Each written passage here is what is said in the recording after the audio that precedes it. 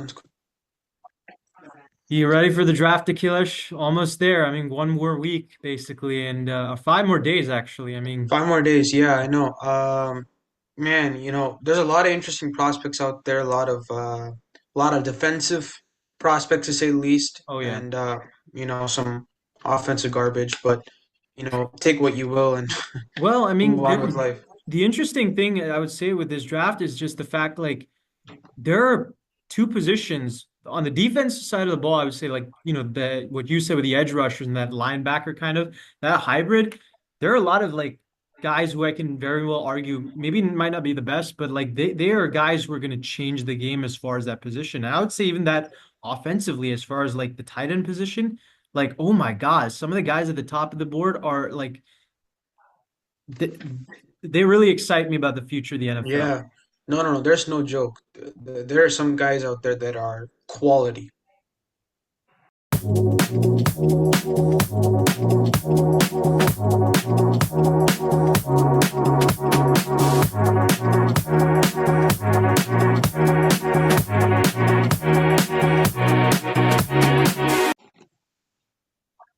What's going on, guys? Back here with another episode on the Winning Browns podcast, where two Indians talk about football and the NFL draft, and try to get more predictions in the NFL draft right than the Cleveland Browns won football games last year. Also, more draft picks correct than the Cleveland Browns Oh, draft come on now. position. Um, and the roasts on the Browns continue. But how are you doing today, Akhilesh? How you, what's it called? How are you as far as talking about the draft? How excited are you and that type of stuff? Yeah, I mean, you look at the prospects that are out there. I mean, I mentioned this last year. I was very disappointed with last year's draft because I just felt like it was a whole bunch of offense and no defense. And then this year, it's the complete opposite. So I'm psyched. Obviously, we're going to see a very interesting draft, I think. I think this is the first time I would say in quite a while that you don't confirmed know who's going to be the first three picks of the draft. In prior drafts, you would know, yeah, these guys are going to be the first three picks, or these guys are going to be the first five picks, etc. This one, you really don't know who's going to come, where they're going to come, etc. Apologize for the background noise, but my apologize. Not at all. I mean, hey, it kind of adds a little bit more music to the background as far as audio goes for a podcast. But Yeah, it's true. um, I 100% agree with you.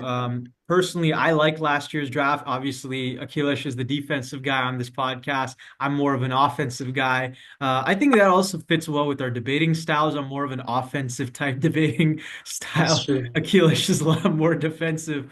But Yeah, it's also, like it's go like ahead. it's like you take Bill Walsh and then Bill Belichick. You put them in the same room and say which is better, defense or offense.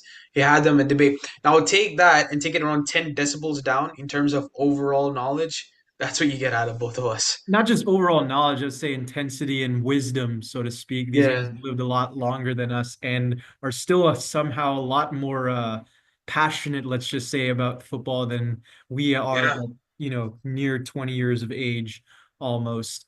Um, Damn. Wow. I know it's That, been 2 decades. wow.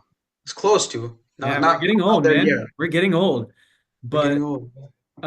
I agree with you. I definitely like as someone who's been following the draft for a long time.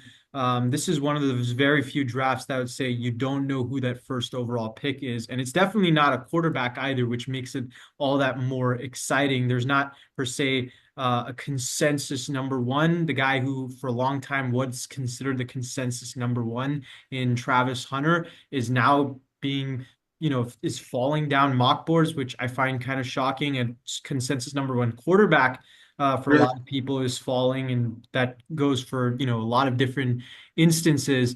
But yeah, I mean, this is a draft that I'd say there are a lot of game-changing and revolutionary type players at the top of the draft that can really change what an outlook of an NFL player at a specific position is and how the game is overall played. So I'm really excited.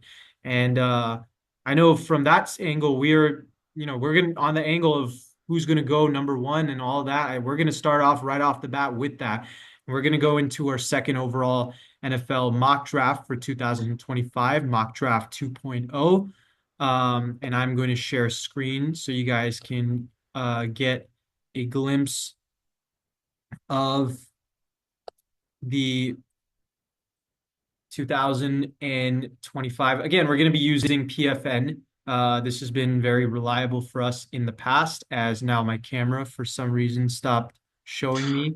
Um, well, it's fine. We'll work with it. But yes, we will start off as we see me again. Before we start off, um, Akhilesh, do you have any preference? I think last time, did you go first, right? Um, hmm. I think I went first. Yeah, go ahead. I think you can take this one. Okay. Actually, for the first part, I'll let you go first because I think you and I know have an idea Okay. who is going to be number one. But then we'll trade off. So I'll take the three, the five, and whatnot. But I'll let you go first, and I'll do picks two and three if you don't mind. Oh, okay, sure. I think number one is kind of, I think, obvious for everybody at this point. It is unfortunately going to be a quarterback, but I think at this point, from Tennessee side, they love him a lot. This guy, obviously, he had a huge awakening at Miami. Um, played played miraculously as a quarterback, I think, for them over this past year. Very confident quarterback, I would say. I think I forget the name of the coach, but in 2000 Ravens, their head coach, he in one interview he said there's a difference between swagger and arrogance. Swagger is having extreme confidence in yourself and being able to execute it. Arrogance is having extreme confidence in yourself and looking like a flat pancake. And in this case, Cameron Ward is nothing but swagger. Every time he throws the ball, he's a gunslinger. He can play inside the pocket, outside the pocket. Not gonna say he's one of the best quarterbacks I've ever seen in my life. No, but Right. I am saying that there's a lot of potential with this guy, and he's already showing it. So Cameron Ward, number one, without question. Yeah, at this point, I mean, there's nothing to say. The Titans have pretty much show their hand when it comes to that draft pick from day one. I'm surprised, honestly, given the fact that they've considered saying that he's a generational talent. Essentially, they've implied that multiple times. Um, Right. I'm interested by that.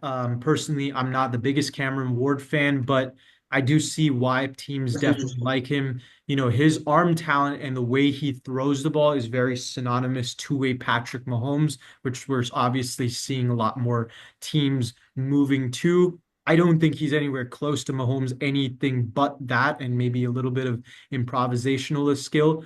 But yes, I mean, if that's what you're going for, Cameron Ward is your guy. You're Yeah. obviously the Titans have had quarterback issues for a while now.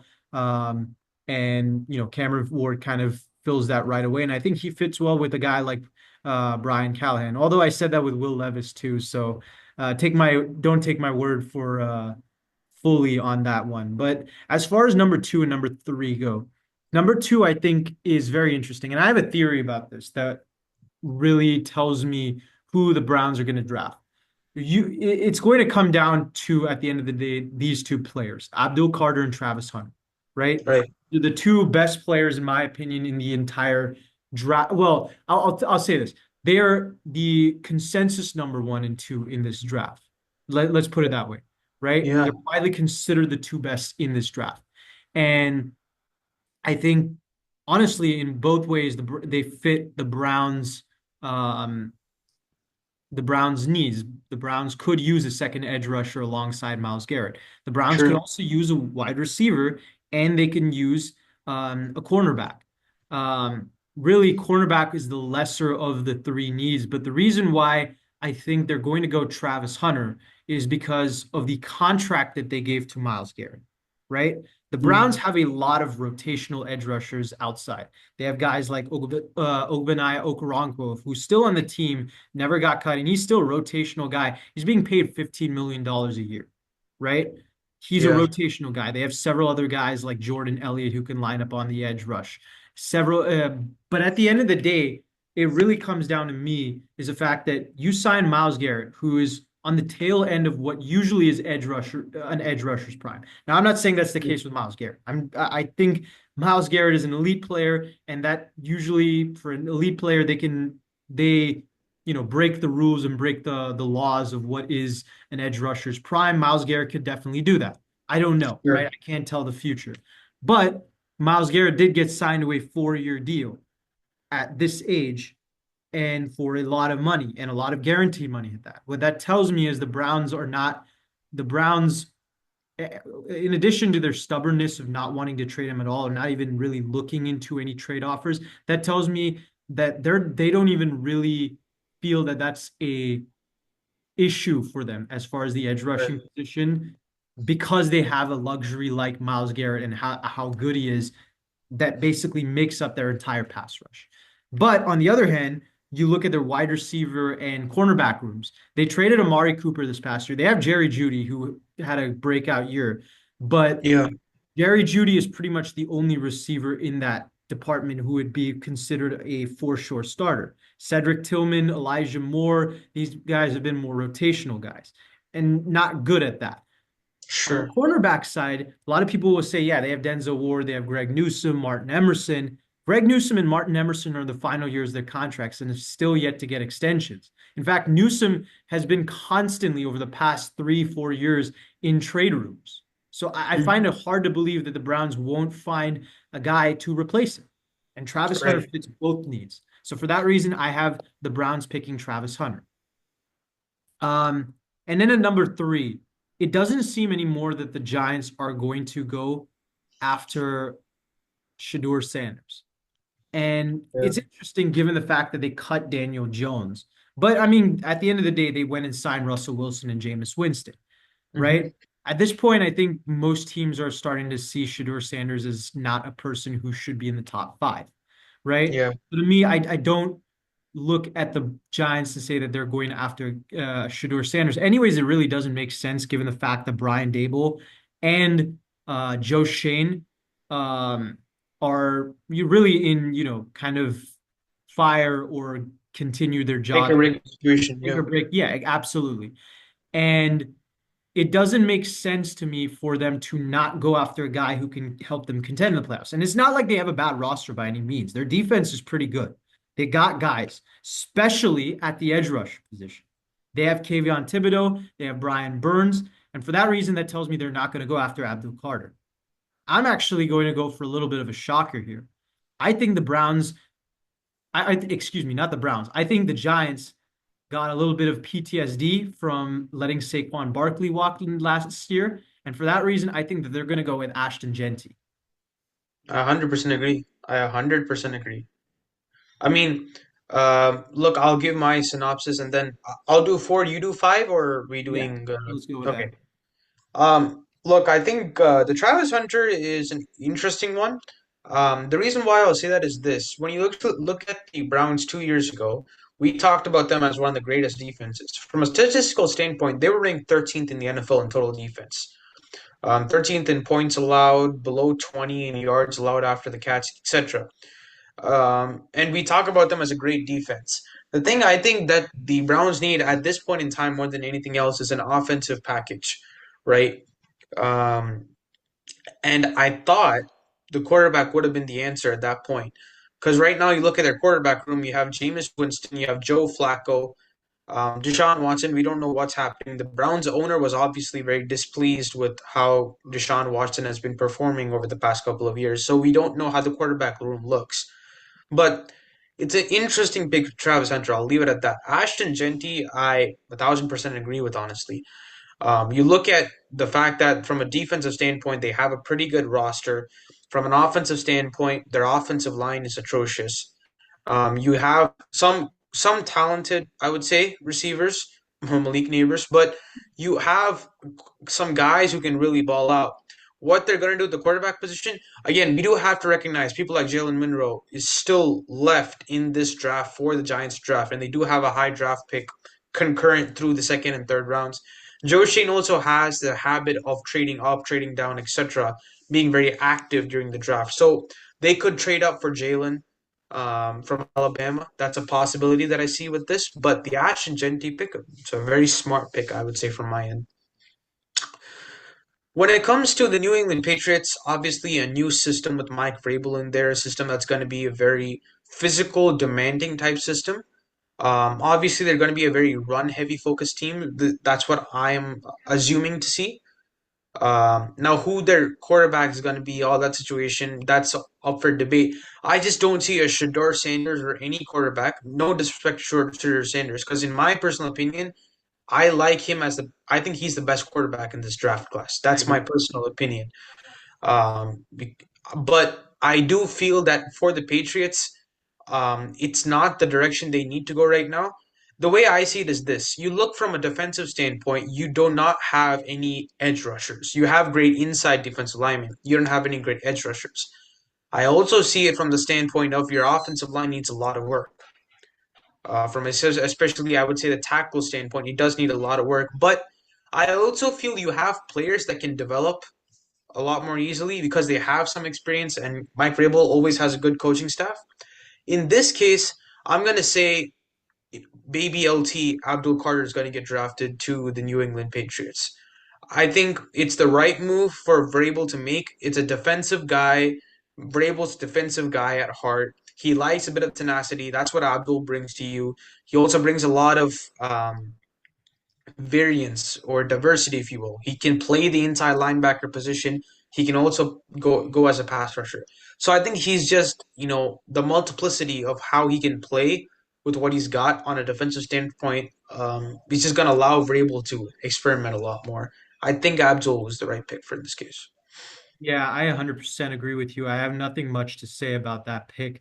I think it's really a perfect fit. That's all I'll go with. Before we move any further, I want to say two things. I went over the last video and you did end up picking second last time. So just for the next few picks, we'll just kind of share. I will let you pick 6 and 7 and then we'll trade off from there. But also, I want to mention for the viewers that this mock draft does include trades, unlike the last one.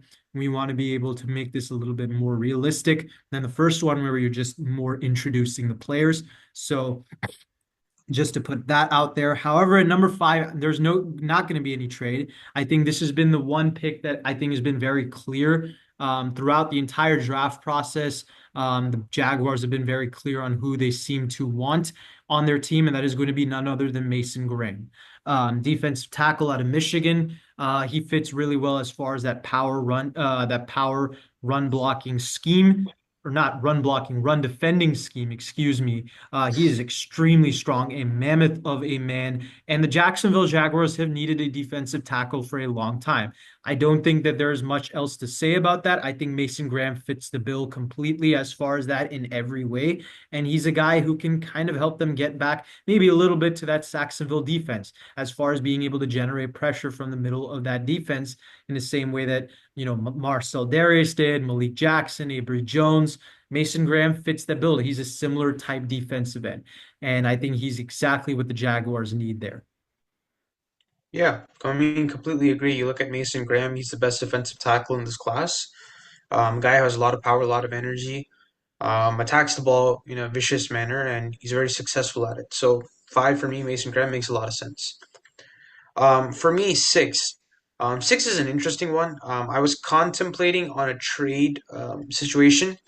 I thought Ashton Jeti would actually fall to 6, so that kind of changes my thought process on it. However, what I think is that I'm going to stay at 6. And with the sixth pick, I think that the Raiders will draft Detroit McMillan out of Arizona, wide receiver. Obviously, you have Geno Smith coming in. You need to have with Geno Smith. I think one of the key points that you look for is that he needs to have a good receiver. At this point, I just don't see anybody in that Raiders room like a big time receiver. I just don't see it. I think McMillan is a very talented receiver to say the least. Very quick footed, smart, fast reflexes, has good route running. I think with those abilities, you just allow an offense to expand as much as it can. So with the sixth pick, I'm going to go to Troy McMillan from Arizona. Yeah, I have nothing against it. Personally, I just don't think he's going to go that high. Personally, I do like Teteroy and McMillan a lot, however, although I'm seeing mock drafts and a lot of my intel is suggesting that he's not going to be even the number one receiver off the board. So from that, Right. that's the only reason I might disagree with that pick. But I like the pick, and I wouldn't be mad if the Raiders did it either. Um, as far as the Jets, this is a really tricky pick in my opinion. They can go a number of ways, and I've seen mock drafts put a number of players here. I think that anybody really from, any one of these top seven, eight guys, nine guys, 10 guys can really fit the bill for what the Jets are looking for. I think that if you're talking about a just overall playmaker, they're definitely probably going to go after Tyler Warren. I know last time I think I mocked them for Will Johnson, a guy who I've been extremely high on and I think could very well in any other draft class be the number one cornerback. Um, Yeah. and then on top of that, you got some people are arguing that maybe a quarterback could be in the mix, given that is um,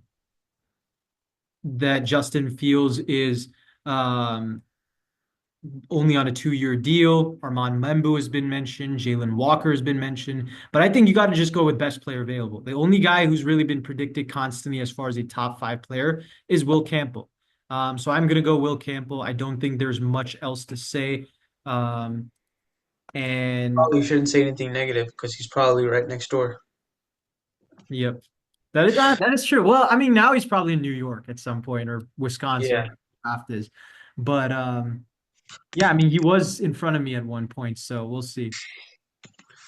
All right. Number 8 with the Carolina Panthers. So this is where I'm going to put in my first trade. I'm going to say the Oh, San Francisco well, 40. this is yeah. Okay, yeah. Go ahead. Go ahead. I'm going to say the San Francisco 49ers are going to trade their 12th pick, as well as additional third round pick for the eighth pick of the Carolina Panthers, and they will also give up a fifth round pick.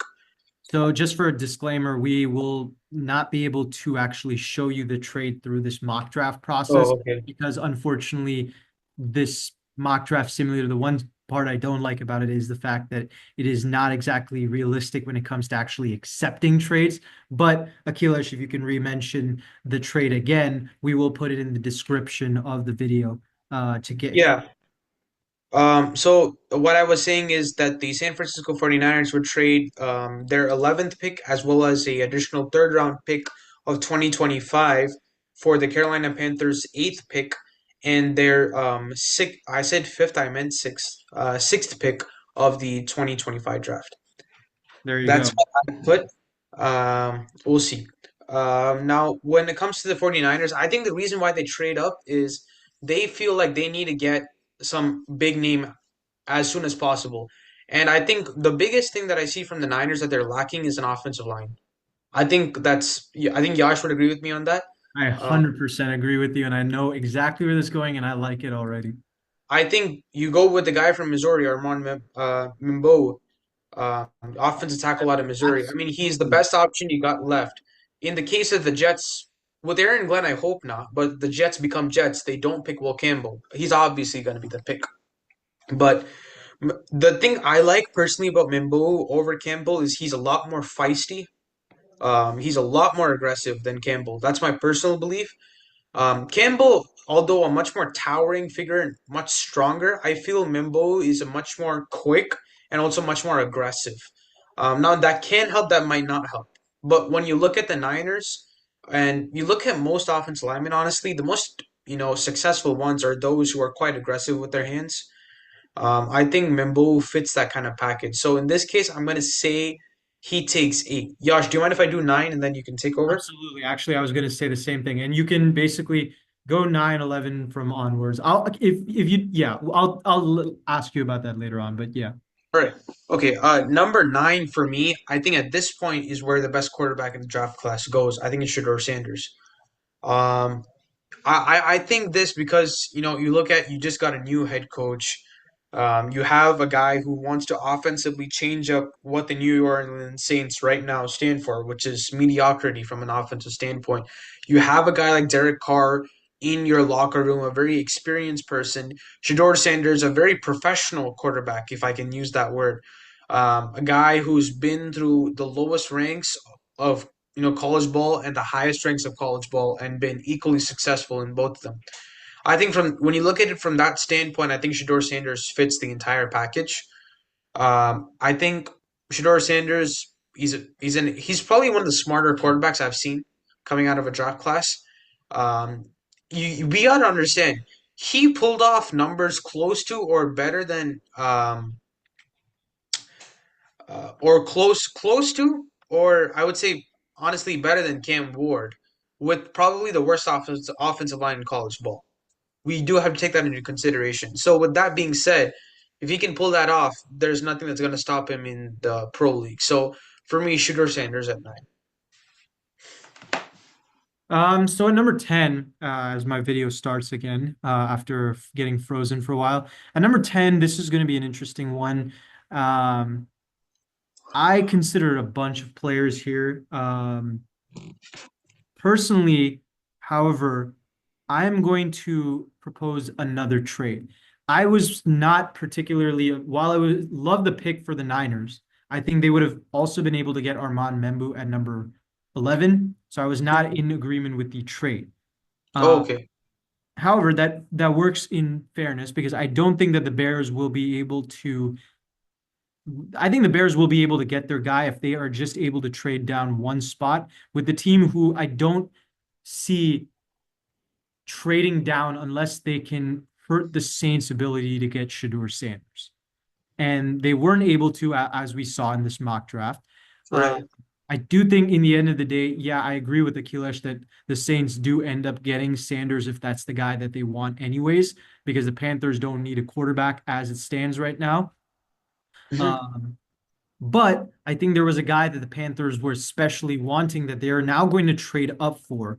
A guy who I think can help fit an identity on their defense that they've missed ever since they traded one specific guy, and I will try to make that trade happen. Um, but that player is going to be none other.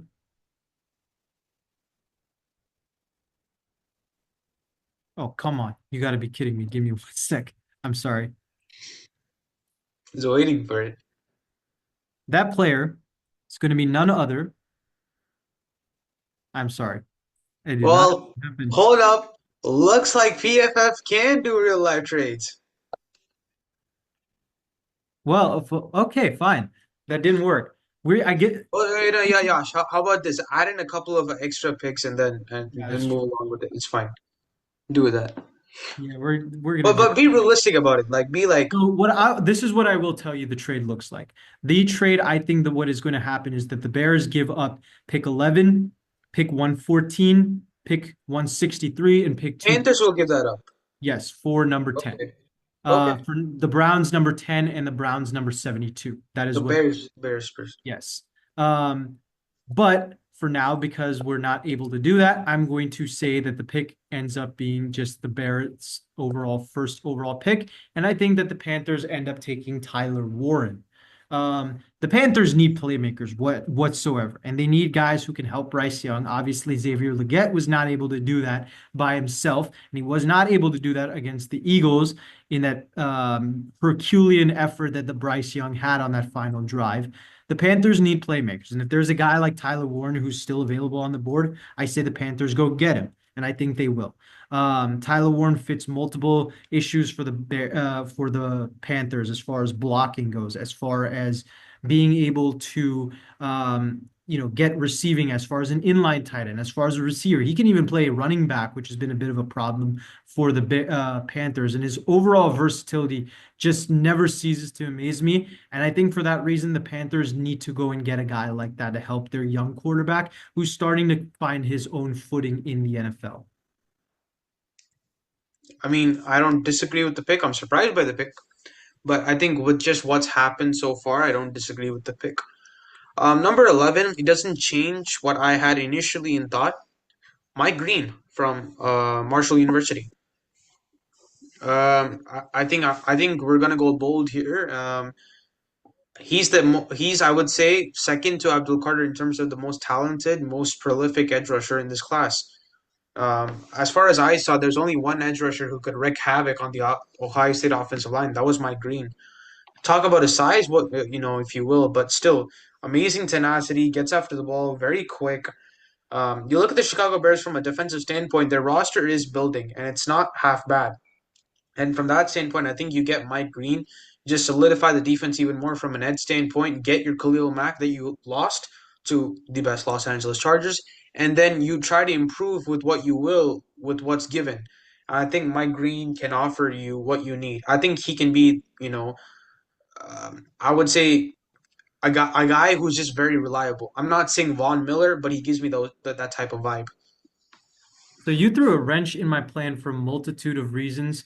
The guy I was expecting you to give to the Bears is Jalen Walker. I think Right. he would be the pick here because not only do I think he's good as an edge rusher, but a linebacker. So he kind of kills two birds with one stone for the But Bears. see, this is my personal viewpoint on this. I think you say two birds with one stone. I just don't think that's the way the Bears see it.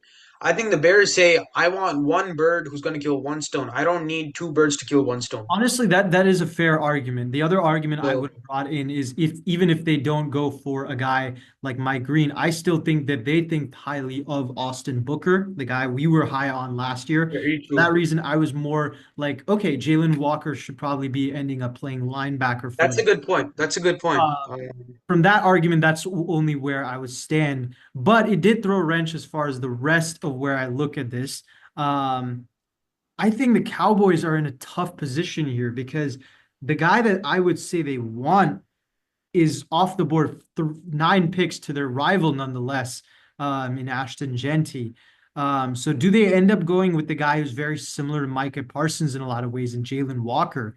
Do they Hmm. end up going with a cornerback who can fill a need for them next to Trayvon Diggs? Or do they end up kind of rejuvenating their offensive line? Or do they go with a huge gamble and get a guy next to CeeDee Lamb who can help Dak Prescott out? Okay, that's what I was thinking too. I think they're going to go with the offensive line, How this is a team that his identity has been built off of their offensive line. And if That's anything true. tells me about the hire of Brian Schottenheimer, they're going to lean more into that. They're going to lean into guys who are bigger as far as run Very blocking. good They point. can't get the running back. They're going to go after the offensive tackle who specializes in running. That is Kelvin Banks, in my opinion. For that reason, he goes at number 12. No, Yash, though, I'll be completely honest with you. If if Shador Sanders gets drafted by the Browns, right? Giants, I think for me, without a doubt, take Travis Hunter. If the Dallas Cowboys get Ashton Genty or have an opportunity to draft him, that's their guy, right? Agree Like there's no 100%. question about it. Absolutely. Yes. 13 for me. You look at the okay. Now you saw my pick. I thought that Dolphins would get Kelvin Banks. Okay, you're messing me up now. All right. When you look at the Dolphins, now big issue. Jalen Ramsey's planning to leave. You have an open cornerback slot. Your defense has been horrible. You still have offense. Like, let's not just make like Tyreek Hill, Tua Tagovailoa, Jalen Waddle, all these guys, Jonnu Smith. You have an offense that's decent. You just need defensive help at the end of the day. Well, I think at this point you take a cornerback in Will Johnson. I think he's the best player you have on the board. He's the best player you have left. You take him, you move on. I think that's what best general managers do. They look at who's the best, who we need, who's the best. Just take that and move on. I think Will Johnson's perfect here. I 100% agree with you. All I will say is this is kind of a little bit off topic, but can you imagine Matthew Golden next to Jalen Waddle and Tyreek Hill on that offense? I You, mean, you know, Yash, though, I'll be completely honest with you. I don't know how it'll work. yeah, honestly, I completely agree with you that too. Like, honestly, though, I mean, it could work because Tyreek Hill is very good in that extra spot. A lot of people have talked about Matthew Golden as an X. I don't see him as an X. I think he's better suited as either a Z or he is as a slot. I think he and Jalen Waddle kind of can, move around. I think it worked well. I just don't think it's realistic. But it would be Forget fun. realistic. I just don't think it's more. I don't think it's more necessary to improve your offense than it is your defense at Yeah, this I current agree with juncture. you. I agree with you on that. And for that reason, I do agree with the Will Johnson pick, especially since the Jalen Ramsey stuff has come out. Um, at number 14, I'm going to go a little bit off the board here. I'm going to go with Derek Harmon, defense tackle to the Indianapolis Colts. This is a team who's had rumors of as far as trading DeForest Buckner. Grover Stewart is age 31, if I'm not mistaken. And this is a team who we've seen early on in the draft usually prioritizes pass rushers. Derek Harmon is a pass rushing defensive tackle. He's extremely strong. He's been predicted pretty high in mock drafts, and I think he fits the Colts scheme very well as far as what they've changed under new defensive coordinator. Now I'm forgetting his name. Remind me who the Colts defensive coordinator is for a sec. Um, Here, I mean, I'm gonna search it up. I don't remember.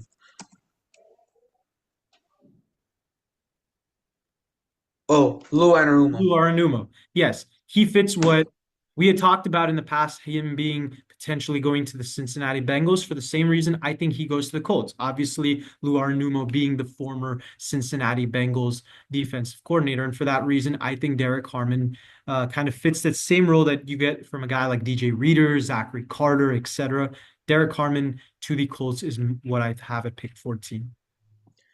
Okay, 15. Now at this point, I just think if Jalen Walker isn't off the board within the first 15 picks, what's going on with the NFL, right? I just think at this point he might fall to the Eagles, and I'm scared for my life. So with the 15th pick, I think they got to go Jalen Walker. They've always skipped out on an edge rusher or a guy who can play both linebacker and edge rusher. At this point, they need a guy like that. Jalen Walker's the perfect fit. I disagree with you on them taking Jalen Walker as much as I think that Jalen Walker should be off the board by this point. Uh, Right. I just think that we've seen the Atlanta Falcons neglect defense for years. I don't think this is the same thing that Packers and Steelers do with Well, neglecting wide see, receivers. okay, look, this is how I look at it. I look at a mock draft as what teams should do, That's right? fair. Okay, okay, then that's fair. Yeah, But absolutely. I agree. Mock draft really should be what's going to happen, not what Right, I feel should happen. So I get absolutely. that. I get that. It's a good point. 15 or 16, excuse me. I'm going to make this very quick. I think Matthew Golden's going to be off the board at this point. I think Matthew Golden's been predicted in the top 10. I think if he's not off the board here, I think a lot of people, a lot of draft insiders have lied to us, which is not surprising. Draft insiders and weathermen and Most of the time, yeah, all three of them should be in a different tier, like their own tier as far as how much they lie to the American public and yeah, the and world. get away with it. No, again, get away with it They can't get away with it anymore. And Matthew Goldman at 16 of the Cardinals, I think he fits well alongside Michael Wilson, alongside Marvin Harrison, gives Kyler Murray another weapon to work with. for sure.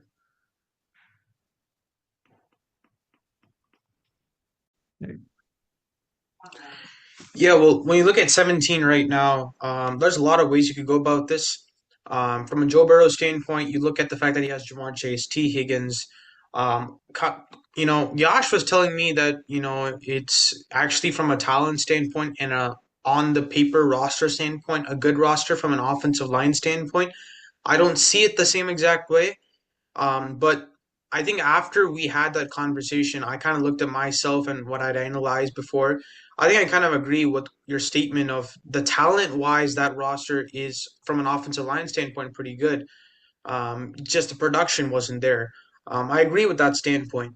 The two people that are just coming to my mind right now, in terms of a defensive standpoint, is I'm looking at the fact that right now, your defense last year was one of the worst defenses in the NFL. Had it not been for your defense, right now, we could be talking about the Bengals as an AFC Championship contender, right? To beat the Kansas City Chiefs, they could have done that. They really could have. But that defense of the Cincinnati Bengals was just so atrocious that it allowed for their downfall. Now, one thing I would say in regards to their defense is from a defensive back standpoint, they've always been behind the depth chart, right? They've never been that type of team where they've have had consistently, the best defensive backs they could have. For that reason, I think here they actually will go with Malachi Starks from Georgia. I don't think it's going to be a popular pick. It probably maybe it won't happen at all. But the reason why I'm going to say Malachi Starks here is this. I think from an edge rusher standpoint, there's a lot of people left on the board come second round, third round to go after, which they can definitely develop. I just feel from a defensive back standpoint, especially a safety standpoint, there's not too much to ride on, especially going in the second round, especially at where they are. Now, granted, they could trade up. I don't see them trading up. Bengals are they're not an organization that's known to trade up all the time, so I just don't see them trading up at any point in time during the second or third round of the draft to get a player like Malachi Starks or something. So if it falls to them, I think they'll take Malachi Starks. Because I like the player, I'm not mad at the pick, but I will say that I don't think that that's likely to happen. However, because of the guy who I had predicted to go to the Bengals at pick 17, you let him fall to 18, where I think now the Seattle Seahawks swoop in and take him. That'll be none other than Shamar Stewart, defense tackle out of Texas or defensive end out of Texas A&M. He's been getting top 10 hype, and rightfully so. He had a sensational performance at the NFL Combine. He is an athletic freak. We've talked about him ad nauseum as far as what he can provide as far as, he's kind of that tweener who can play a little bit of defensive tackle, outside linebacker, Mhm. and, very flexible, very versatile in multiple schemes. And the Seahawks need a second edge rusher alongside Boye Good Mafe point. to really Good bolster a point. defense that really struggled a lot last year. So yeah, I have Shamar Stewart for that reason at pick 18. Good point. 19 for me. 19 is actually kind of easy. I'm gonna go Jahad Campbell out of Alabama.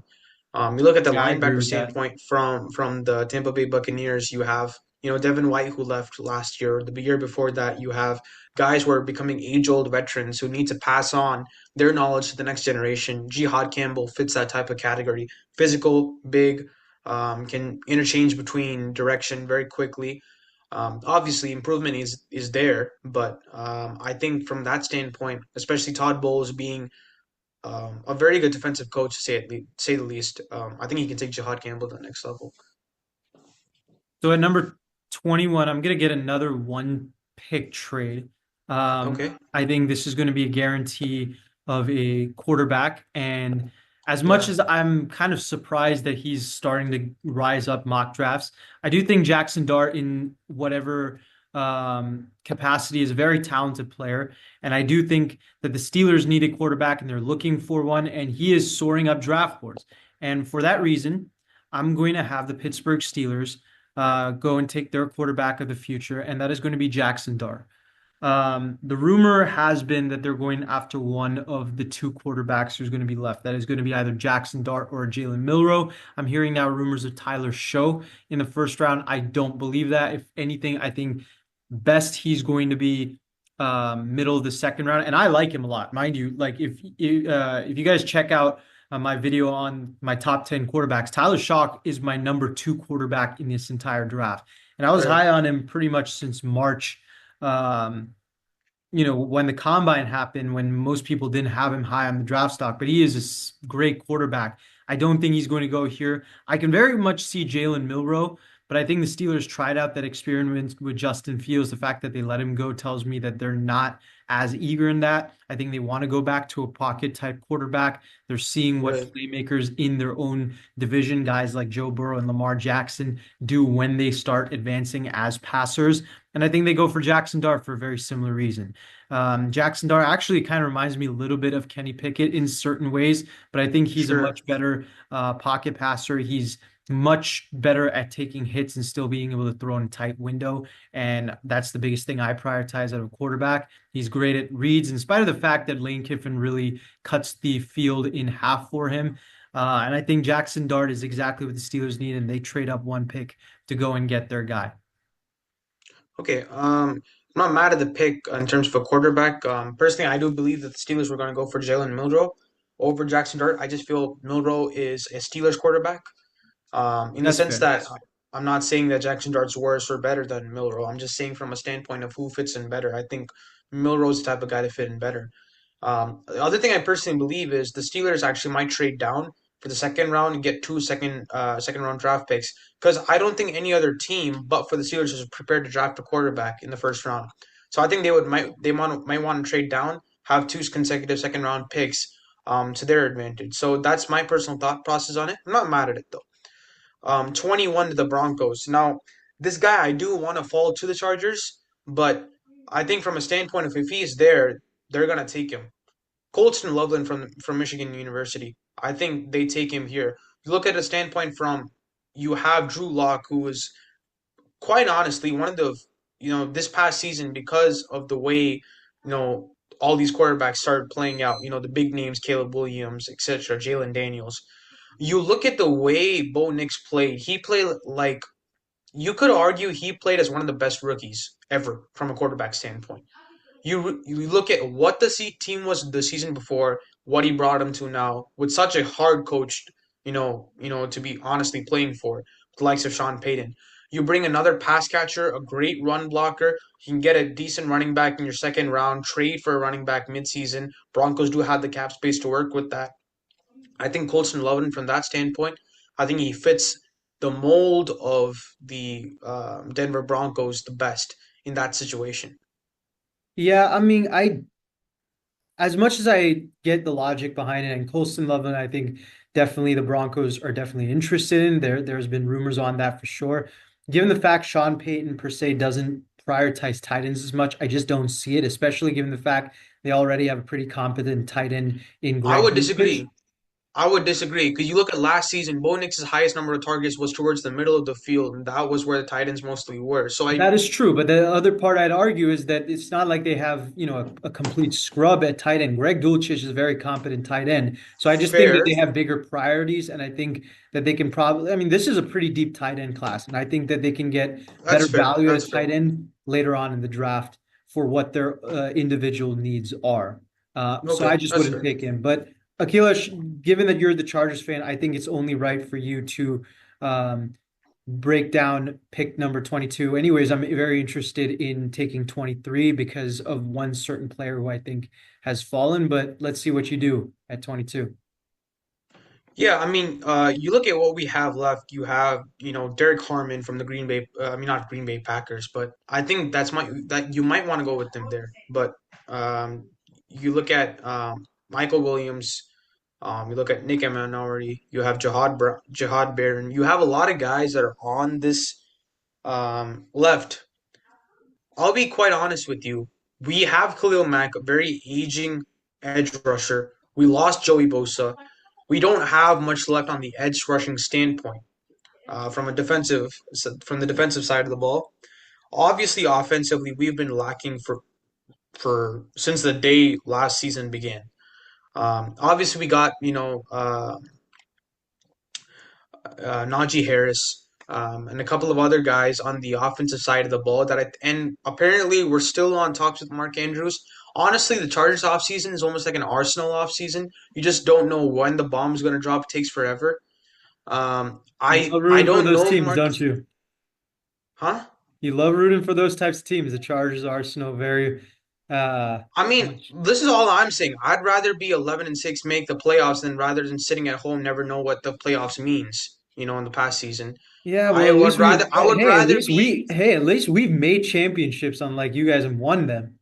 You've never seen a 49ers team win a championship live, my Yeah, but friend. I've Okay, seen so them go to three that's Super Bowls. I'd and rather have lose I'd rather have my and heart broken at lose the last and minute. lose. I'd rather have my heart broken at the last minute than No, not make the Super Bowl ever. no. That's like that. That's like you know what's that? That's like saying it's like I get a test, right? I do a test. I'd rather want to know if I fail immediately rather than taking the test, waiting for 3 weeks, and then my grade's 100%. Last day of the week, she puts the grades in, and my grade falls to an F. I would rather have an F at the beginning than at the end. So, I mean, okay, it's your opinion at the end of the day. But for me, the Chargers, with what's left, what they need at this standpoint, the Chargers, obviously, Joe Ortiz is the type of person to trade a lot during the second round, third round type deal. Joe Ortiz also has mentioned numerous times, just like the Ravens operate, we're going to take the player who is the best left on the board, who's going to be of most value to us. I think in this case, you look at it from a standpoint of we need an edge rusher, we need a guy who can be a run stuffer at the same time.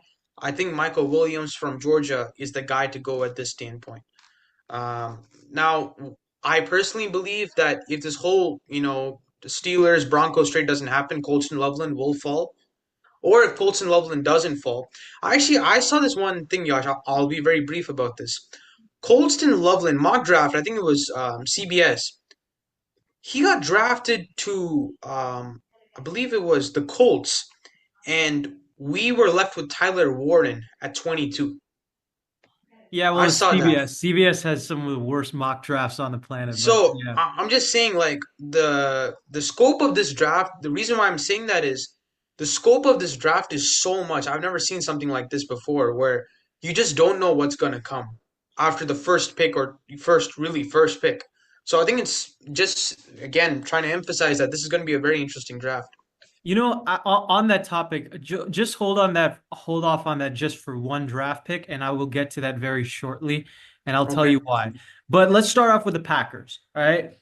I can't believe that this guy is still on the draft board. I'm not particularly like the biggest fan of him. I know some of the guys on NFL Network absolutely love this guy. Hmm. Daniel Jeremiah, like I think this is draft crush this year.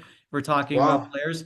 Um, I still like this guy, but I just think, and I think he's more valuable than ever in the NFL. So I can very well see him go high, and I do think he will go high. So I'm kind of shocked that he's fallen. Both mock drafts that we've had so far, at 23, it makes very much sense. Jair Alexander's on the trade block. The Packers have no cornerbacks whatsoever, and the best player True. on the board, presumed right now, is none other than Jahdae Barron. If Jahdae Barron falls to the Packers, this is the easiest pick of the draft. And this is probably the biggest steal of the draft, too, I would say, of the first round at the very least. Jahdae Barron's a very good nickelback.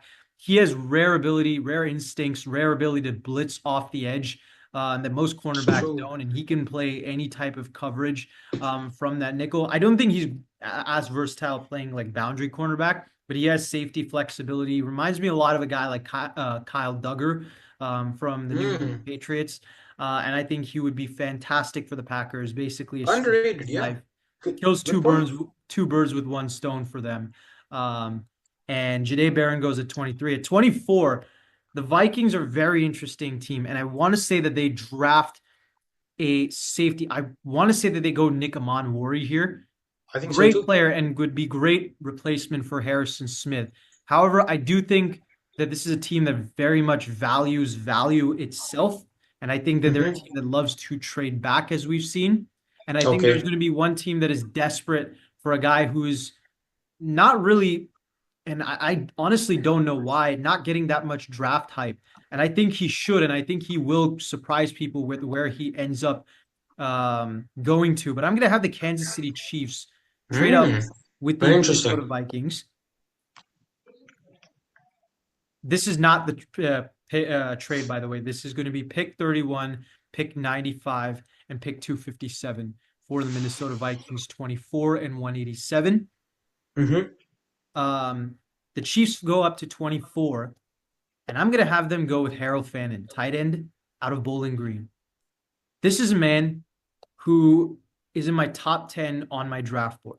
This is a man who, in most mock drafts, is projected to go at the end of the first round. I think he's going to go in the top 20. There's a good chance that he goes in the top 20. We talk about Tyler Warren and how good he is as a multiple type weapon in the same way Brock Mm. Bowers is, in the same way wide receivers are. He can play in so many different roles. Harold Fannin is very Right. similar to that. Harold Fannin had the most receiving yards and the most receptions of any player, period, in all of college football this past year. Harold Fannin is great after the yards for catch. He can play H-back. He can play fullback. He can play running back. He can play any slot wide receiver, gadget type player, inline, True. outside tight end. He is the complete package at tight end, as much as Tyler Warren is. And it's a disgrace to me that he's not getting nearly as much hype as he should.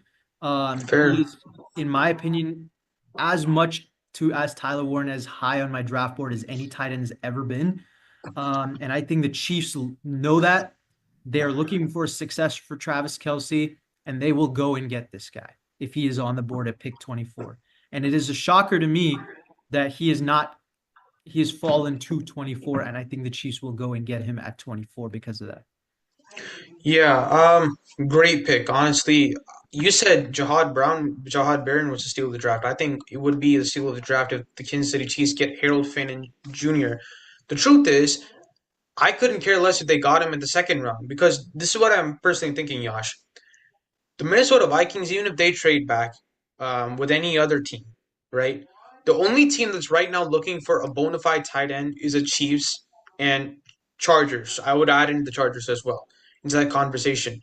I personally think that this guy would fall early in the second round of the draft. I think that's where they trade in. I personally feel the Kansas City Chiefs would have traded back, or another team would have traded back instead of going up to get the draft pick. That's my personal opinion on it. See, that's I where I don't. disagree with you though, because I think Fannin is a guy who's so versatile and so rare as a tight end. People are going to be going after him even if they don't need a tight end per se. He's a luxury every team needs. No, but Yash, see, a luxury purchase like that doesn't happen in the first round. It does. Brock Bowers last year was that basically for No, him. that's a different deal. Are we comparing Brock Bowers and Harold Fannin Jr. at the same? Are we putting them in the same As far as category? hype, no, but I think as far as what NFL teams see, yes, I would I argue. don't think so. I don't think so. Brock Bowers is the best tight end to ever come out of a draft from a prospect standpoint. There's I'll no put it that's this way. it's not close for me. I'll put it this way. If Brock Bowers was Peyton Manning, right, as far as hype goes, right? You're In seeing Harold Fannin is draft, Tom? Harold Finn is Charles Woodson in that draft. No, That's where no, no, no, no. that's where I look at it as far as tight ends go for that. Okay, I mean, okay, that's your opinion, so I can't really argue with that. Right. But I, okay, Although I get where look, you're going. Yeah, I get where you're going. If I'm it is really from a high tight on end him. It's position, it just makes sense. I'm just saying that it's not the type of thing that I go for in the first round. But Hmm. okay, that's fair. You look at the Houston Texans now. Last year, the last time we had this discussion, I made a certain pick that apparently was surprising to people. But I think in this case, I'm still gonna make the pick. You lose a premier offensive lineman to the Washington football team. And now you need some guy who can anchor the inside of the offensive line more than any other time right now. Give me Gray Zabel out of North Dakota State. I think you look at it from an inside offensive line standpoint, this guy is always, I think he's the best inside offensive lineman in the draft because he can play anywhere. You can put him at tackle, you can put him at guard, he can play center if need be. He's just, for me, I think from a certain standpoint, this guy in a couple of years could be the best offensive lineman in the league. I'm Oh ready to say wow. that. Gray Zabel, I've very rarely ever been hired on an offensive lineman like him. I just love the physicality. Um, the technique combined with such a physicality is just what makes him the best offensive lineman. I think in this draft, honestly, I don't Well, I'm mind not saying it in this nearly draft. as high in Gray Zabel as Akilesh is. Definitely not. And personally, I'm not mad at this pick. I get the reasoning completely. And I think if the Texans see what you see in Gray Zabel, I think they should definitely go after Gray Zabel. But personally, I would have gone Josh Simmons or Tyler Booker if you're going offensive line. But I completely agree that the Texans need an offensive line. As far as the Rams go, I mean, this guy is still on the board. It's really shocking to me again. For that reason, he's the best player on the board still, Nick Yeah. Amon. In my opinion, he's very much arguably a top 10 player in this draft. I still have to kind of rearrange my draft board a little bit before I, fully put it out there on Wednesday or Thursday, whenever that is. But Iman Wari has such great instincts. I mean, reminds me of Minka as far as his hard hitting ability, his vision, his ball, his ability to track the ball midair, even when he can't really see it, is phenomenal. He's got great Mhm. agility in midair, and the ability to kind of contort his body in just weird ways is amazing. And he's extremely athletic. 4.38 40 speaks for itself. If the Rams get a guy like that, I mean, that defense is it's scary. I mean, the only thing they're really missing is a cornerback, in my opinion. I was considering another player here. We talked about him last time, but he doesn't seem like he's being mocked in any first round, which was really shocking to me given his talent. But yeah, I mean, Mhm. Iman Warrior's still here. he was projected everywhere as a top 15 pick from what I saw. If he's falling Right. to the Rams, they go and get him. No doubt about it.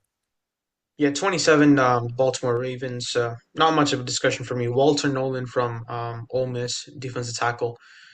You look at their defense overall, you look at the fact that they pride themselves on a very strong, big defensive line. That's the way the Ravens have always operated. I think with Walter Nolan, along with already the defensive stud cast that they already have, just enforce that defense a lot more. You can improve on your wideouts later on in the draft. I think Egbuke might fall. I don't know if he falls down. But the Ravens aren't the type of team to trade up or trade down. That I also know. So we'll see how that goes. But I think here they go Walter Nolan, strengthen their defensive line. 28 to me is going to be receiver. Might be Ibuka. No. I'm going to go with Luther Burden here. I think Ibuka is just a little limited as far as what he can offers from what the Fair. Lions like. They like these guys who are more versatile as far as different looks that they can give. Luther Burden is exactly what they're missing, in my opinion, and for that reason, plays a little bit like Amon-Ra St. Brown as far as his route running abilities, but he's more predicated to play outside the slot at the next level. That is exactly what the Lions were missing against a Washington team who really killed them from the inside cornerback. You Right. look at Mike Sainristil, who had a field day against Jared Goff, partially because Goff couldn't throw anything from the inside. It was just forcing balls, to the out corner, and they were just Yeah. beating him every time. The Lions get a wide receiver like Luther Burden. That's who they're going to take, in my opinion. James Pierce Jr. I agree I with mean, that. there's no discussion for me. First of all, I'll say this: I've made the biggest mistake of my life for the Chargers not taking James Pierce Jr. above. I think I said Michael Williams. I regret that. This man terrorized the league in college football with the Tennessee football team. He's a menace. He's gonna crack you down. There's some song called "Crack Your Cranium" or something like that. There was a good quote by someone. But this man is just at another level. He has such a intense physical way of playing the ball. Um, I just love him every single time I watch him play. So James Pierce Jr. to the Washington football team. This is the biggest deal of the draft. So, Akhilesh, if you don't mind, I'm going to take pick 30 and 31. I think you'll be more than happy to take 32, knowing how much you've talked about the Eagles on the last few episodes. Sure. Um, Yeah, yeah. but 30, this is going to be more of a player that I feel like I'm willing to go here. I'll be honest about that. This is easily one of my favorite. I think Akhilesh is one of his favorite players in this entire draft too. Like I said earlier, I've Yeah. not seen him go in any mock drafts this early, and it's unfortunate because he's really good. Really, a lot of injury concerns he had early on, but I don't see them being that much of a problem. I didn't see that really being raised as a concern at the combine or with any scouts when they came with their meetings. I'm going to Right. go with Benjamin Morrison. I think that he has a very Perfect. high case for being the best cornerback in the game, or best cornerback in this draft. I mean, Travis Hunter's in this draft, obviously, so it kind of makes it a little bit harder. Will But as Johnson. it stands right now, Benjamin Harrison is in that first tier with Hunter and with Will Johnson as far as my number one cornerbacks. And I think Morrison can play in really any scheme, any way. He is extremely athletic. And the Bills need a cornerback desperately. Kyrie Elam was an absolute disappointment. They've missed a cornerback ever since Tre'Davious White Yeah. succumbed to injuries back in 2021. And, they play the Chiefs pretty much now twice a year. And when you're going up against Patrick Mahomes, it definitely helps to have a guy to cover any number one speedster that they have. They got to get a guy like Benjamin Morrison. Yeah. At number 31, I was going to originally go with an offensive line, but the Vikings have done phenomenal as far as as far as, rebuilding their offensive line with Ryan Kelly and Will Fries. Sure. I'm going to go with a running back who I think is a little bit of a dark horse in the first round. I think it really comes down to these three as far as who ends up being the first overall running Yeah. back. Omarion Hampton seems like he's the most likely to be the second first round running back if there is Right. after Ashton Genty, but I just don't see him being a fit to the Vikings or any other team that needs a running back Hmm. unless he Interesting. trades up. And the only team that I can very much see trading up at this point is a divisional rival of the Vikings, that being the Bears. Um, who I think you had mentioned the last time we did a mock draft. It seems like Omarion Hampton would be a better fit as a running back for the Bears than Ashton Genty because they like those receiving type running backs like a Jameer Gibbs. Exactly. So for that reason, I'm just going to go with a guy who I think the Vikings would be interested. For the same reason, they have Ty Chandler, who's been a great receiver. They had, if I'm not mistaken, Aaron Jones, who's a fantastic receiver, the running back position. Let's go and get the workhorse, the guy who can break tackles. I'm going to go with Caleb Johnson out of Iowa. He's played around a really good offensive line that knows how to run the football.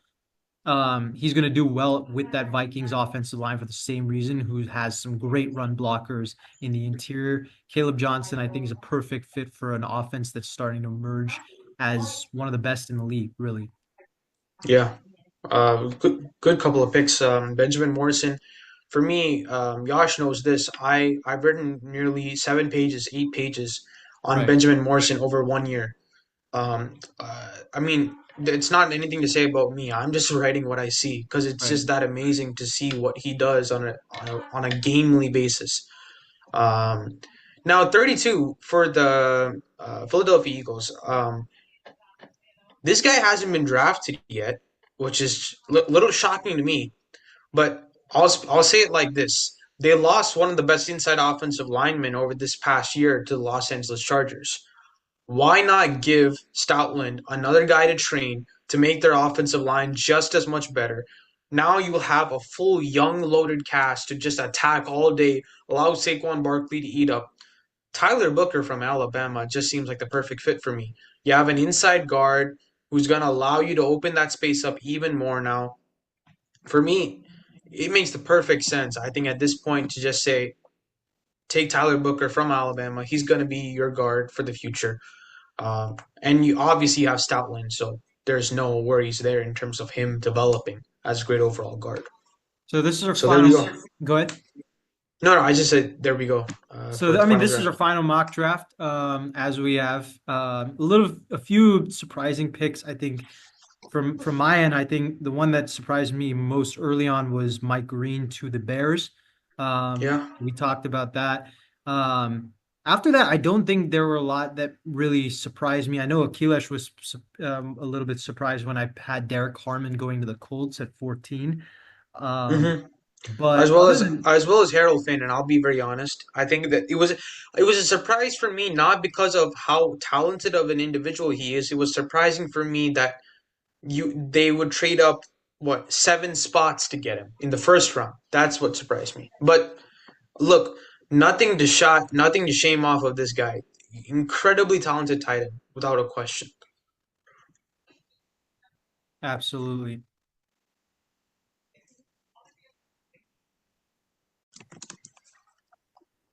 So the next section of our draft is going to be a little bit shorter than expected due to time constraints.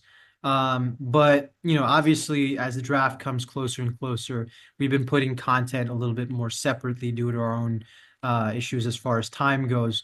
But I do want to be able to preview the draft a little bit with Akilesh, and just kind of go over some, maybe draft sleepers, maybe just overall takeaways you had when reviewing players during the draft. And then overall, what are your top 10 players in this draft? And is there any person that stands out above the pack per se? Yeah, top 10. I'll just give you like 10 players off the bat. Like that. Is that fine? Sure. If you want, Okay. we can both do it like one after the other, and then we'll just talk about it for like 5 minutes. Yeah. I'm just gonna go straight off the bat if you don't mind. Yeah, absolutely. For me, number one, for me. This is my list: Abdul Carter, number one; number two, Travis Hunter; three, Mason Graham; four, I'm gonna go Ashton Genty; five, Tyler Warren; six, Cam Ward; seven, Jalen Walker; eight, Colston Loveland; nine, Will Johnson; 10, Shedeur Sanders. This is Huh. how So I've you have the ranked. two quarterbacks. Interesting. Yeah, this is where I've ranked my list.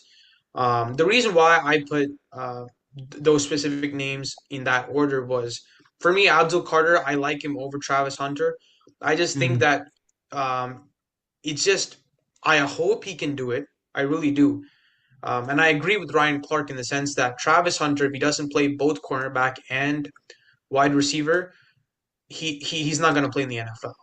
right? Because I think he's just unbelievably talented in both to an extent we've never seen before. But number one option always is going to be Abdul Carter. An edge rusher always defines a team.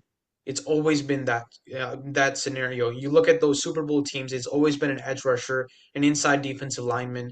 I think Abdul Carter, from that standpoint, defines that role. I think that's why I look at him as a number one option. Travis Hunter at two. There's nobody closer to Abdul Carter than Travis Hunter, so that makes him two. Number three, I put Mason Graham. This guy is one of the most dominant inside defensive linemen I've ever seen come out of draft class. I was high on him last year. I thought he should have been out after his sophomore year going into the NFL. I thought he should have been out after his junior year or whatever year he's in for God's sakes, because he's playing out of his mind as an inside defensive lineman. Number four, let me just check my list here quick. Yeah, number four, I put Ashton Genty. Um, I believe I put Ashton Genty if I'm not wrong. Yeah, I think that, Um, yeah. Okay. For me, Ash Genty, the reason why I did say he was a bit overrated, I was saying he's overrated because people are putting him at number two. For me, Ash Genty is four because the way he plays ball, I mean, you don't get 2,000 plus yards in college if you're just some scrum running back, right? That Absolutely, I too with an agree. unknown team like Boise State, if we're being completely honest. But he dominated the run, has been extremely physical on the line, off the line. Any team he goes to, even if they don't have the best offensive line, he can pretty sure dominate. I'm just not sure about the speed and acceleration. That's what I'm unsure when it comes to Ashton Genty. Mhm. Number five, I believe I said Tyler Warren. Goes without saying. He's probably the best tight end in this class. Number six, Cam Ward.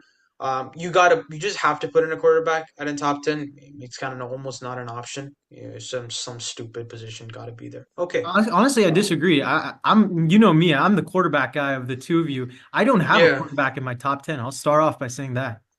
I mean, it's a fair assessment. I just think that from a standpoint, I just don't think it's proper to because there's certain NFL like unwritten rules. You don't have a quarterback in your top 10. It's almost like Well, that's how low you I think of this draft. I don't think that there's a quarterback who I would consider a franchise quarterback. I think there are a lot of depth quarterbacks. I don't know if I would say that, Josh. I'll be honest. I think Cam Ward, Shador Sanders can be. I'm not saying they look like a Caleb Williams and Mhm. stuff like that, but I am saying there are some good guys on the board. So That's okay, I'll finish I'll my list definitely, though. yeah, I definitely agree with that. I think so. Seven, I went Jalen Walker again. As from a linebacker standpoint, this guy's very physical, big. He's fast, also good reflexes. So I like him from that standpoint. Number eight, I went with Colston Loveland. Obviously, the second best tight end for me in this draft. Look at the way he moves overall as a pass catcher. More than that, his run blocking is what sets him apart, other than any tight end. He's just an incredible run blocker. That's why I have him at eight. Number nine, I put Will Johnson. He's the best cornerback, really traditional cornerback, if you will. He's got great reflexes, good inside movement, good feet, good overall hand movement as well. Has a good eye for the ball, can attack the ball vigorously. So I like Will Johnson at nine. Number 10, I said Shedeur Sanders. I apologize. It was Jahad Barron out of Texas as a cornerback. Some people have him higher on the board compared to Will Johnson. I just have Will Johnson higher because I feel Will Johnson can play better anywhere compared to Jahad Barron. I think Barron's a little bit limited in the way he approaches the game. From that standpoint, I think that's where I stand with my top 10 picks. Shedeur Sanders does fall out. I'll be completely honest with you. Shedeur Sanders, um, in my updated list, is at 13. So 13. that's just me Okay, being right now I completely think honest with you Shador guys, Sanders for me is 22, if I'm not mistaken. Yeah, which is just quite yeah. incredible. He's my Uh, first the, quarterback off the board. the people that I have above him are Mike Green from Marshall University, and right below that. Now, this is where I want to highlight certain things. This for me is a sleeper of the draft. Um, because the way this guy plays, I just don't see it how there's nobody who's just talking about him enough. I mentioned him the last time we did a mock draft like this. Deion Walker out of Kentucky is wild. The way he approaches the game is so physical and is masterful to say the least. He's huge. That's one thing. But I'm just seeing him lift players off the ground like Reggie White. He's just attacking players again and again and again, vicious on the line. That's one word I specifically mentioned when scouting him. Vicious player. He gets after people all the time. There's no stopping. Quarterback can throw the ball. He still has his hand on the offensive lineman or two offensive linemen. I saw one game, Yash, against Kentucky against, I don't remember who it was, but there were, I remember in the first quarter, if he played 15 snaps, in 15 snaps, he was doubled or tripled 13 times. And in those, he had two sacks. First quarter, for me, I think is just, I think from that standpoint, I don't see a better fit. I don't see a better defensive tackle, honestly, in that second round or something like that. That's my personal feeling. I think he's a steal of the draft for anybody who gets him. I'm hoping it's the Chargers because no one's talking about him enough. In fact, I think let me go. If you go to ESPN's overall like top 10 board, right? I don't think they have him in the top 25. Um, yeah, they don't have him in the I don't top think they have him 50, in the top 50 according to the NFL draft board. which to me is just insane. Right. I really mean this. The way he plays is so vicious and powerful. I just don't see how he's not a top 25 at least. So for me, he falls at number 12, 13 Sugar Sanders. Hmm. So for me at number one, I got Travis Hunter. Not only because I think he's playing both sides of the ball, but I think he's the number one player at both sides of the ball that he's in. That's why I have him in number one. Interesting. He's a rare specimen of a player. I think he deserves that number one for that reason, in every way. At two, I got Tyler Warren, and I'll say this: Tyler Warren and Harold Fannin defined this draft as just an extremely versatile and I think game changing and quite honestly revolutionary tight end class that will change the position as it speaks. Harold Fannin to me is that way number seven on my draft board. I'm really, really high on him for that same Wow. reason because of his production and everything I said earlier. At number three, I got Ashton Genty. I just think yeah, so I have Ashton Genty at number three. I think with you look at his production, he is the rare running back who I look at in the draft class, and every play I'm dropping, what's it called? I'm dropping my jaw. The amount of tackles he breaks is just flat out impressive. I have a draft story in Ashton Genty, but that's a story for a different day. Um, but Wait, you met yeah, him? sorry. You met him? No, nothing Oh. like I had a no, but I had a friend who met him who's actually the reason why I knew about how good he was before his breakout year this year. Um, Oh. and shout out to the guy who was the all-time leading rusher of Boise State before him, George Holani, who graduated last year. My friend got his autograph and sent it to me and all that. Holani Nice. is an awesome player. Apparently, he's a really nice guy. I would love to meet him one day. But yeah, that because of that, I got to know how great Ashton Genty was as a player. But yes, Ashton Genty is my number three for that reason. Really, the only other running back who been this high on in my years grading players is Saquon Barkley. And that's we've seen what Saquon Barkley has done at the NFL level. Yeah. So hopefully Genty is very similar for that reason. Four, I got Benjamin Morrison. I'll be quite honest. I've been really high on Benjamin Morrison. I think he can play man zone and press coverage at an elite level. I think his athleticism matches up with Travis Hunter's very much. I don't think there's much separation to me between Hunter and Morrison as far as what they've done. I think Hunter's just a little bit more productive, and obviously he plays wide receiver, which helps his case Hmm. as far as his ball skills and whatnot. But Benjamin Morrison is phenomenal. Really, just comes down to the injuries to me, which, like I said, is not really much of a concern. Um, I mean, Morrison does it all. So he's at number four for me. At five, I got Abdul Carter. Quite simply, I think one thing I'm concerned about, I love his athleticism and I love his ability to translate his skills as a linebacker to an edge rusher. But I'm still concerned. Unlike Micah Parsons, I don't see as violent of hand usage as Micah Parsons had, which is a little bit concerning to me. He relies on his athleticism at times, so he's a little bit scheme dependent, but Hmm. no question the talent's there, and he is phenomenal athlete, and I think that will move well in an era which kind of relies on athleticism at the edge rusher position. I'll admit though, the edge rusher thing, I still need to kind of kind of relook at my edge rusher rankings, just Sure. relook at them before I put out another video on that, which will probably come either tomorrow or Wednesday. We'll see. Same thing goes with the linebackers, really. For that reason, I am skeptical, but I have Jalen Walker at 6. I'm really high on him. And for a while, I had Jalen Walker higher than Abdul Carter because I think he is more stable at the position that he's going to very much likely play at the next level, which is linebacker. I think he's a great coverage weapon and whatnot. Wow.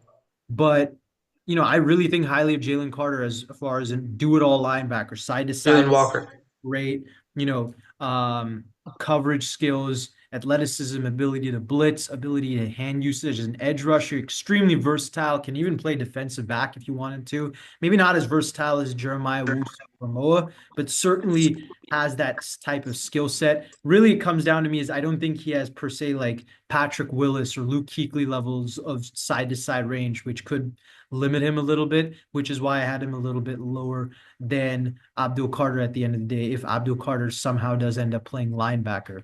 But yes, Walker is at 6. As I mentioned, Harold Fannin is at 7. He can play so many different positions. That goes to speak for itself.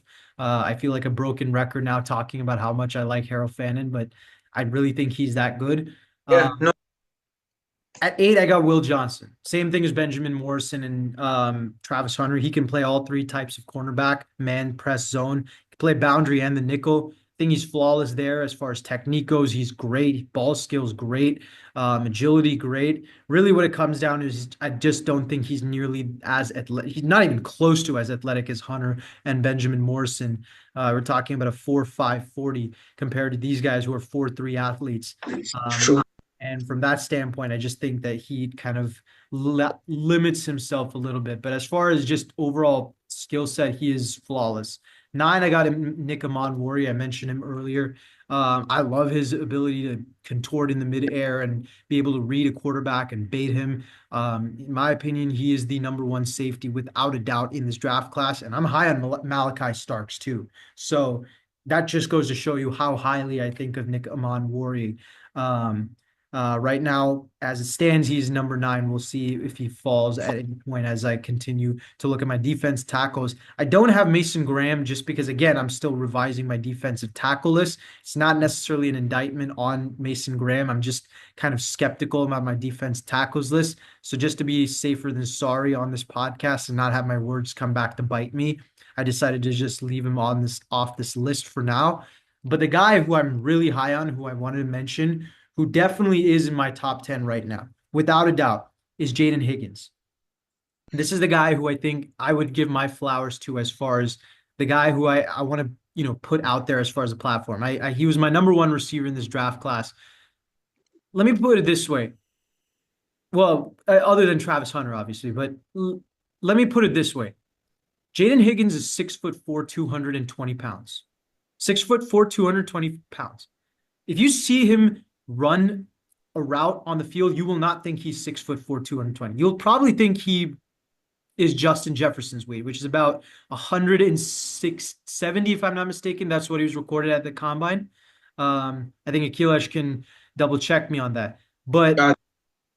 his fluidity, his agility, his athleticism, his ability to track balls in the middle of air and being able to take contact in spite of that and still come down the football, his toe tapping, his footwork, phenomenal on all ends. Release package, playing on all 3 levels, running every route, creating extraordinary amounts of separation, reliable hands. He dropped 3 balls in over 160 targets in his entire NFL career. I mean, that is in not NFL, college football career. That is just insane. Okay. And this is the thing that really stuns me though. He's 6'4", 220 pounds, and he ran a 4.4 640 at the NFL Combine. For reference, Justin Jefferson, who is arguably, if not the best receiver in the league, Mhm. Ran a 4.48 40 at 170 pounds. No, Yasha, I'll be completely honest with you though. This whole 40 timing thing for me at some point becomes insignificant. Oh, no, no, no. I agree. I agree. But when it comes to people discrediting his athleticism because he's that big, and on top of that, talking about is he athletic enough? I think when you have a guy who is the best receiver in the league, whose blueprint is saying, hey, I ran a 4.48, I ran nowhere close to a 4.3, 4.2 speed for a wide receiver, and I'm still that good. And a guy who is damn near 50 pounds heavier than you, runs faster than you, there's no doubt in my mind at that point that you are not athletic enough. And I think that's the thing that really stands out to me for him. To me, he Mm. checks out every box as the receiver from that end. And there's really no concern I have for him whatsoever. And for that reason, I have him as my number two overall receiver. Number one, if we're not including Travis Hunter. Right. But yeah, that, I mean, that I think are the biggest takeaways. Any other takeaways you have, Akilesh, involving this draft? I mean, I think the last thing I'll say, and then we can finish off this episode with this, is that I think personally for me the whole idea of this draft, I said it before, I said it in other episodes too. It's one of the most unpredictable drafts that I've ever seen. In the sense that you know the first pick and then what, right? We've never been in that situation where like we don't know what the first three picks are or what the first four picks are. And we've never also been in a situation where we know the first three picks, and then even in those first three picks, we're like, okay, it's only got to be one of these three guys. That's it. We've never been in a situation where literally any player in the top 15 of any board out there could go at number one, two, or fall down to 25. So Absolutely. from that standpoint, it's a really unpredictable draft. It's a draft I think people will really look forward to participating. I hope it does go well for both of our teams. I'll be completely honest with you. If there's one team that I wanted to go bad for, it's the Chiefs. But again, it's gonna be a good day. I think starting Thursday on the 24th to the 26th, it's gonna be a lot of interesting moves, a lot of unexpected things to say the least. So stay tuned, and we'll see you guys soon. Absolutely. Have a great day, y'all.